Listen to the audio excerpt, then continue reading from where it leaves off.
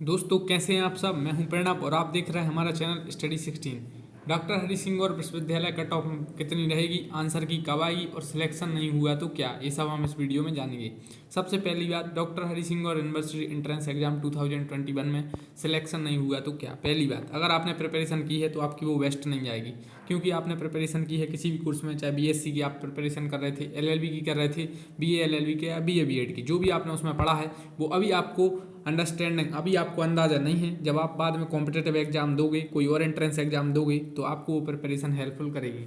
तो इसमें फ़ायदा होगा आपको। एंट्रेंस एग्जाम में सिलेक्शन नहीं हुआ तो, और अभी तो आंसर की भी नहीं आई है, कट ऑफ भी नहीं आई है, और अभी एडमिशन होने में काफ़ी टाइम लगेगा।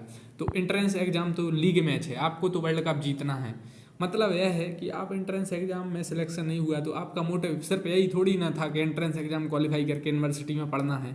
जैसे कि मैक्सिमम स्टूडेंट्स, जैसे आपको एलएलबी करना है तो एलएलबी ही थोड़ी मोटिव है, उसके अलावा भी आपका कुछ उद्देश्य है कि आपको एलएलबी इसलिए करना था कि सिविल जज बनना है। तो यूनिवर्सिटी में पढ़ना ओनली थोड़ी मोटिव है, आपका तो उद्देश्य है कि आपको लॉयर बनना है या सिविल जज बनना है, या आपको जैसे बीए करना और वहाँ से डिप्टी कलेक्टर या पीएससी वगैरह में जाना है, तो ये आप उसके अलावा भी बन सकते हैं। तो ऐसा इसमें कुछ भी नहीं है। तो आप प्रिपरेशन अपनी स्टार्ट रखिए और यकीन मानिए जो आपने यहाँ पर प्रिपरेशन की है वो आपकी काफ़ी हेल्पफुल रहेगी और वो वेस्ट नहीं आएगी, और बाद में आप खुद बताएंगे कि यह प्रिपरेशन कितनी हेल्पफुल रही। नेक्स्ट है एडमिशन टेकन एनी अदर। इसके अलावा और भी, यहाँ के अलावा भी आप कहीं पर एडमिशन हो सकता है पहले से लिए हों या ले सकते हैं, तो ऐसा कुछ नहीं है। इसके अलावा आपने प्रिपरेशन की वो हेल्पफुल रहेगी। कोई भी नेक्स्ट कॉम्पिटिटिव एग्जाम दें, आप एसएससी एग्जाम दें, आप पीएससी वाले एग्जाम दें, आप देख लीजिए इसमें जो सिलेबस आप देखिए। अच्छा, पीएससी का आप पेपर उठाकर देख लीजिए, अगर आप बीए बीएड वगैरह और ये सब एलएलबी वाले अगर आप मतलब पेपर दिए हैं, और अगर आप बीएससी वगैरह वाले दिए हैं, तो आप एसएससी वगैरह के पेपर उठाकर देख लीजिए थोड़े बहुत, तो आपको आइडिया हो जाएगा कि आपने जो प्रिपरेशन की है इसके काफ़ी सारे क्वेश्चन वहाँ पर ओवरलैप हो रहे हैं। और आपने जो प्रिपरेशन की है वो 12th बेस पर की है, 10th और 12th बेस पर, तो वहाँ पर तो और इससे कम लेवल के क्वेश्चन आते हैं 10th लेवल तक के, तो आपको वहाँ पर एक बेनिफिट मिलेगा। तो एंट्रेंस एग्जाम, इसके अलावा any other course, after all आप लकी हैं कि आपने प्रिपरेशन की। सोचिए जिन स्टूडेंट ने एंट्रेंस एग्जाम का फॉर्म ही नहीं भरा, प्रिपरेशन ही नहीं की, उनसे तो आप हमेशा बेस्ट रहेंगे, क्योंकि आपने एंट्रेंस एग्जाम का फॉर्म भरा और पहली बात यह है कि आपने उसके लिए प्रिपरेशन की। सोचिए आप अगर ना आप इसके लिए अप्लाई करते, आप जिस कॉलेज में हैं वहाँ पर एडमिशन लिए रहे थे, तो आप अप्लाई नहीं करते। आपने अप्लाई किया तो आपने फिर पढ़ाई भी की, आपने फिर पेपर भी दिया, और आपको सबसे बड़ी बात यह है कि यहाँ पर काफ़ी कुछ जानने, सीखने और समझने को मिला। जैसे कि एक मैं उदाहरण देता हूँ, तो एक स्टूडेंट था, तो उसने पूछा मुझसे अभी कि सर आपने जो ओलंपिक वाले या जो नई शिक्षा नीति वाले या ये सब क्वेश्चन बताए थे, तो वो क्वेश्चन आए। तो इसका रीज़न यह था कि मैंने भी कहीं और कॉम्पिटिटिव एग्जाम दिए हुए होंगे, तो मैंने उससे आइडिया लगाकर यहाँ आपके लिए यह चीज़ हेल्पफुल की कि इस टाइप से क्वेश्चन हैं, इतने डिटेल तक में आ सकते हैं। तो आपको भी आइडिया हो गया होगा जो क्वेश्चन आपने गलत किया। जैसे कि मैक्सिमम स्टूडेंट थोड़ा डिटेल में नहीं पढ़ पाए, जैसे कि नई शिक्षा नीति के मतलब किसकी अध्यक्षता में आई, तो उन्होंने सिर्फ जनरली यही पढ़ा कि नई शिक्षा नीति अभी आई और इसके पहले 19 कब आई थी, जब भी आई थी, या दूसरे नंबर की है, तो उन्होंने उसका अध्यक्ष नहीं पढ़ा। अब वो आंसर गलत कर आए हैं, तो अब उनके लिए यह आगे काफ़ी समझ में आएगा कि वो छोटे छोटे क्वेश्चन हैं जो मतलब वो ध्यान नहीं देते। तो इसलिए ऑब्जेक्टिव सॉल्व करना क्यों ज़रूरी है, मैं शुरू से यही आपके लिए बता रहा था।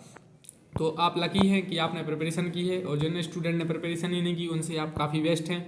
और जैसे कि अप्लाई की प्रिपेयर फॉर एलएलबी और बीए एलएलबी, अगर आप मान के चलिए कोई भी, आप बीए ले लीजिए, बीए बीएड ले लीजिए, बीएससी या बीएससी बीएड ले लीजिए, तो आपने उसमें प्रिपरेशन की होगी, तो करंट अफेयर्स पढ़ा होगा, या पॉलिटी पढ़ी होगी, इकोनॉमी पढ़ी होगी, ज्योग्राफी पढ़ी होगी, हिंदी पढ़ी होगी, इंग्लिश पढ़ी होगी, या ये सब आपने पढ़ी होगी, तो आप पीएससी के उठाकर देख लीजिए पेपर, या कोई और पेपर उठाकर देखिए। आपने जो पढ़ाई की है इसका सिलेबस अगर उस सिलेबस में है, तो आप काफ़ी क्वेश्चन डेफिनेटली सॉल्व कर पाएंगे। तो पीएससी, यूपीएससी, एसएससी, इन सब एग्जाम में, पुलिस, एमपी पुलिस वगैरह, या जो व्यापम वगैरह के होते हैं या अदर स्टेट के होते हैं, इनमें आपकी यह पढ़ाई काफ़ी हेल्पफुल होगी। तो पढ़ाई आपकी यह बेस्ट नहीं जाएगी। अगर आपका सिलेक्शन नहीं हुआ तो ये तो सिर्फ उनके लिए। लास्ट माई पर्सनल टिप्स है कि आपने प्रिपरेशन यूनिवर्सिटी में पढ़ने के लिए नहीं की थी। जैसे कि आपका उद्देश्य यह था हाँ कि एलएलबी में एंट्रेंस में सिलेक्शन हो जाएगा यहाँ पर, तो यहाँ से एलएलबी करेंगे, लेकिन यह फाइनल उद्देश्य थोड़ी था। फाइनल उद्देश्य तो कुछ और है कि आपको पढ़ाई कर क्या बनना है, जैसे एलएलबी कर लॉयर है, सिविल जज बनना है, या बीए बीएड कर आपका उद्देश्य पढ़ाने का है, टीचिंग फील्ड में जाने का है, या बीए कंप्लीट, जैसे अब मैं हूँ, जैसे मैं बीए एलएलबी कर रहा हूँ, बट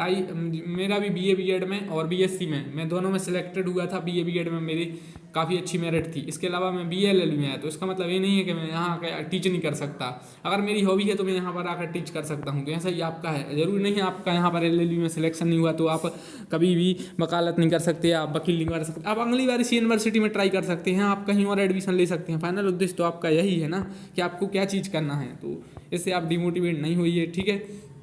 या बीए कंप्लीट करने के बाद भी आप जैसे बीएड कर सकते हैं। यहाँ पर आपका बीए में नहीं हुआ तो मैं एक एग्जांपल बता रहा हूँ। इसके अलावा बहुत सारे स्टूडेंट को मैं ऐसा जानता हूँ, पहली बार में वो एग्ज़ाम देते हैं और वो सिलेक्ट नहीं होते हैं, 1-2 नंबर से रह जाते हैं। और कई बार मैं ऐसे स्टूडेंट्स को जानता हूँ, मैं 2-3 बार से फॉलो कर रहा हूँ एंट्रेंस एग्ज़ाम, काफ़ी होशियार होते हैं वो। और एंट्रेंस एग्जाम में क्या होता है कि 1-2 क्वेश्चन मतलब वो आते हैं उन्हें और वो मिस कर जाते हैं। जैसे कि किसी में अगर उन्हें गंडक नदी लगाना है तो कोसी नदी हो जाता है, या जहाँ से वो पढ़ कर जाते हैं कि chief justice of India Ramana थे जस्टिस, उन्हें वही पता था लेकिन वो धोखे से वो हो गया और वो एग्जाम से बाहर हो गया। तो लेकिन ऐसा नहीं है, उन्होंने अगली बार ट्राई किया। और कई ऐसे स्टूडेंट्स को मैं जानता हूँ, एक बार के बाद उन्होंने दूसरी बार अप्लाई किया और सिलेक्टेड हैं, और ऐसा होता है। तो ठीक है, सिलेक्शन नहीं होने से भी आप बन सकते हैं, कहीं और एडमिशन आप ले सकते हैं। और अपने यहाँ प्रिपरेशन पर फोकस रखिए। और आप देखिए, एक बात मैं आपको बता देता हूँ, आप यहाँ से मतलब कहीं पर भी जाएंगे आपको वहाँ पर और आपको प्रिपरेशन मतलब और आपको ज़्यादा करनी पड़ेगी। आप किसी में भी जाएंगे तो आपको यह हैबिट में आ गया है, आपने यहाँ पर प्रिपरेशन की इंटरेस्ट दी, आपको काफ़ी कुछ जानने सीखने और समझने को मिला हुआ। नेक्स्ट है, क्या कट ऑफ बढ़ेगी? मेरा पेपर अच्छा नहीं गया। तो देखिए, आपका पेपर अच्छा नहीं गया तो ऐसा काफ़ी स्टूडेंट्स के साथ हुआ है, लेकिन इस बार के जो पेपर हैं वो थोड़ा पैटर्न में आप देखिए प्रीवियस ईयर पेपर से थोड़ी डिफरेंट है। तो मेरा पर्सनल व्यू है कि कट ऑफ इस बार कम रहेगी। और इसके अलावा paper level this year is quite different from previous year. इसके अलावा स्टूडेंट फीडबैक आप देख लीजिए, कट ऑफ क्या है ये मैं कोई आप लोग नहीं बता सकते। आप अंदाजा लगाइए कि पेपर कैसा था। पेपर अगर सरल आएगा तो सबके मार्क्स अपने आप बढ़ जाएंगे। जैसे आप एक एग्जाम्पल लगा कर देख लीजिए, एक क्वेश्चन पूछा जाए कि ओलंपिक, अगर इसी पे एक पेपर है जैसे उसमें पूछ लिया जाए कि ओलंपिक इस बार का कहाँ आयोजित हुआ है, तो सब कोई बता देगा, 100 में से 95 स्टूडेंट बता देंगे। और वही क्वेश्चन बन जाए कि पहली बार ओलंपिक चीन में कब आयोजित हुआ था, तो कितने स्टूडेंट बता पाएंगे?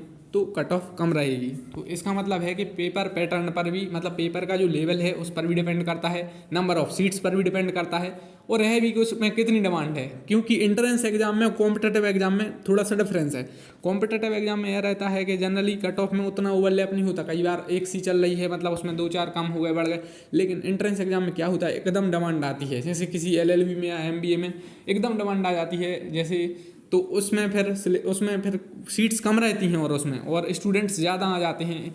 तो उसमें या पेपर लेवल कभी सरल हो गया तो इससे उसमें कट ऑफ पर काफ़ी एकदम से अंतर पड़ जाता है। क्योंकि कुछ लोग सोचते हैं कि हमेशा कट ऑफ बढ़ेगी, ऐसा कभी नहीं होता है। आप यह सोच रहे होंगे कि 2018 में 110 थी, उसके अलावा फिर 120 हो गई, 2019 में फिर 130 हो गई, तो अब 140 जाएगी, ऐसा नहीं है। पेपर अगर थोड़ा कठिन आ गया तो 100 भी जा सकती है, इवन 80 भी।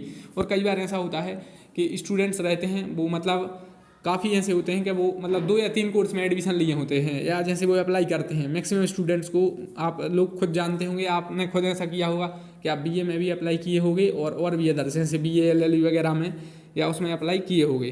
तो उसमें आप और जनरली 2 या 3 में सिलेक्ट हो जाते हैं, तो एक आप सीट्स छोड़ देते हैं, तो इसलिए भी कम मतलब बाद में वो खाली हो जाती है। तो इसके अलावा आप स्टडी ग्रुप से अंदाज़ा लगा सकते हैं कि आपके कितने नंबर आए हैं और नॉर्मली कितने नंबर आए हैं। 4-5 स्टूडेंट्स के अगर आप एवरेज लगाएंगे तो आप अंदाज़ा लगा सकते हैं इससे कि क्या है। इसके अलावा नंबर ऑफ स्टूडेंट्स पर डिपेंड करता है, कितने अप्लाई हुए कितने एब्सेंट रहे। और पहले से कुछ स्टूडेंट ऐसे हैं उन्होंने अप्लाई किया है पहले से, लेकिन कॉलेज में एडमिशन ले लिया है उन्होंने, तो इस बार मतलब वो पेपर देने जो नहीं आए हैं, काफ़ी आप जानते होंगे। इसके अलावा बीए है, BA LLB, BA BEd, BSc या बीएससी बीएड, तो इन सब में जो काफ़ी कोर्सेज में स्टूडेंट एडमिशन लिए रहते हैं। इसके अलावा many students already study in college, BA LLB, BA BEd, ये सब वाले स्टूडेंट पहले से कॉलेज में एडमिटेड हैं। इसके अलावा आंसर की कब आई? देखिए, आंसर की कभी भी आ सकती है, 4-5 दिन में कभी भी जारी कर सकते हैं। दूसरी बात यह है कि आंसर की ऑनलाइन आएगी, DHS GSU साइट है, ऑफिशियल साइट पर आप चेक करते रहिए, कभी भी आ जाएगी, तो आप वो देख सकते हैं। और आप आंसर की से ही मिलाइए, कोई भी पेपर डाल देगा मैं या कोई और, तो फाइनल आंसर की जब आती है मतलब जो आंसर की फाइनल आंसर आपका स्कोर कार्ड उसी से बनेगा। कई बार उसमें ऊपर नीचे हो जाता है, तो आंसर वो जो राइट आंसर माना जाएगा उसी से आपका स्कोर कार्ड आएगा। तो आंसर की तक आप वेट करिए। इसके अलावा after all your marks take from answer key, आपके मार्क्स आएंगे जो आंसर की से आएंगे, आंसर की ऑनलाइन आएगी और कब तक आएगी, 5 दिन के अंदर। मुझे पर्सनल मेरा मानना है कभी भी आ जाएगी, बाकी अब देखिए क्या होता है। तो आंसर की के बाद आपका स्कोर कार्ड आएगा, मतलब आपके मार्क्स आ जाएंगे कि आपके कितने मार्क्स आए हैं। इसके अलावा कट ऑफ भी आएगी और काउंसलिंग वगैरह वो सब होगा, वो आपको पता है। तो इस वीडियो में हम लोग बात कर लेते हैं अब क्या क्या देखा हम लोगों ने। डॉक्टर हरि सिंह और विश्वविद्यालय कट ऑफ कितनी रहेगी, तो personal point of view cut off कम रहेगी। आप अपना मार्क्स कमेंट बॉक्स में कमेंट कर सकते हैं ताकि पता लगे कि कितना स्टूडेंट स्कोर कर रहे हैं। देखिए किसी भी स्टूडेंट के जैसे 200 नंबर का पेपर होता है, तो अब कट ऑफ जैसे 120, मतलब आप अंदाज़ा लगा लीजिए आपके जैसे अगर 100 नंबर हो रहे हैं 200 में से 120 हो रहे हैं, तो नॉर्मल स्टूडेंट्स के इतने ही नंबर होते हैं अगर उनने एवरेज प्रिपरेशन की है। क्या होता है कई बार कि मतलब जो कट ऑफ जैसे 120 गई, तो मैक्सिमम जो टॉपर के रहते हैं वो भी 120, 130, 140 तक रहते हैं। इसके अलावा 150 के अलावा लाना मुश्किल है, और दूसरी जो सेकंड अटैम्प्ट दे रहे हैं वो ही ला सकते हैं। तो मतलब ऐसा नहीं है कि कट ऑफ हमेशा बढ़ेगी या 160 जाएगी, ये सब नहीं होता है, बाकी नॉर्मल रहती है। तो आंसर की ऑनलाइन आएगी। आपका सिलेक्शन नहीं हुआ तो कोई बात नहीं है, और अभी सिलेक्शन को तो काफ़ी टाइम है। अभी इसमें फर्स्ट काउंसलिंग होती है और सेकंड काउंसलिंग वगैरह भी होती है, वो सब बाद में। और इसमें काफ़ी आपके लिए चांसेस हैं। आपने जो पढ़ाई की है वो आप काफ़ी जगह इसको आप काफ़ी जगह यूज कर सकते हैं, तो डोंट वरी। और बाकी आप अपने नंबर्स इस कमेंट बॉक्स में आप अपने नंबर इसमें बता सकते हैं। और आप वीडियो को लाइक कर लीजिए, चैनल को सब्सक्राइब कर लीजिए, क्योंकि आप लोग चैनल को सब्सक्राइब नहीं कर रहे हैं। और बताइए कैसा रहा आपका पेपर लेवल भी आप बता सकते हैं। और thanks for watching the video, thank you.